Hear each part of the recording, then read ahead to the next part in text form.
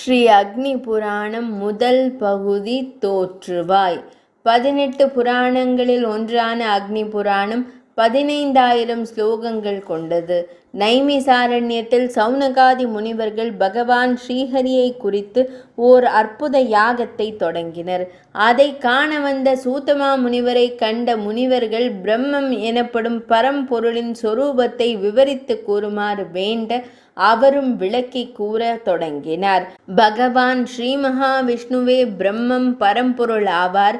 இந்த அண்ட சராசரங்களையும் தோற்றுவித்தவர் அவரே.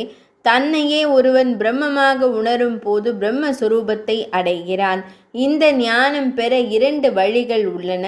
யாகம் முதலான கர்மாக்களை கடைபிடிப்பது, கேள்வி ஞானம், அதாவது பரம்பொருளை குறித்து சாஸ்திரங்கள் மூலம் அறிந்து பகவானின் அவதார ரகசியங்களை கேட்டும் அறிதல் என்றார்.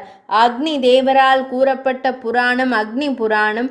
முதலில் பரந்தாமன் பகவான் ஸ்ரீஹரி சாதுக்களை ரட்சிக்கவும் துஷ்டர்களை அழிக்கவும் எடுத்த 10 அவதாரங்களை குறித்து கூறலானார். அவை மத்ஸ்ய, கூர்ம, வராக, நிருசிம்ம, வாமன, பரசுராம, ஸ்ரீராம, கிருஷ்ண, புத்த, கல்கி அவதாரங்கள். முதல் 5 குறித்து பல புராணங்களில், குறிப்பாக விஷ்ணு புராணம், ஸ்ரீமத் பாகவதம், மத்ஸ்ய புராணம், கூர்ம புராணம், வராக புராணம், வாமன புராணங்களில் தனித்தனியே விளக்கப்பட்டுள்ளன. நிருசிம்மாவதாரம் பிரகலாதாழ்வார் வரலாற்றில் கூறப்பட்டுள்ளது. ராமாவதாரம் ராமாயணத்திலும் ஸ்ரீ கிருஷ்ணாவதாரம் ஸ்ரீமத் பாகவதத்திலும் விரிவாக கூறப்பட்டுள்ளன.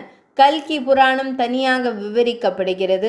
பரசுராம அவதாரமும் வேறொரு புராணத்தில் கூறப்பட்டுள்ளது.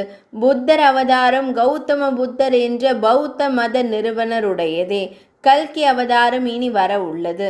ஆனால் அது குறித்தும் பல புராணங்களில் கூறப்பட்டுள்ளது.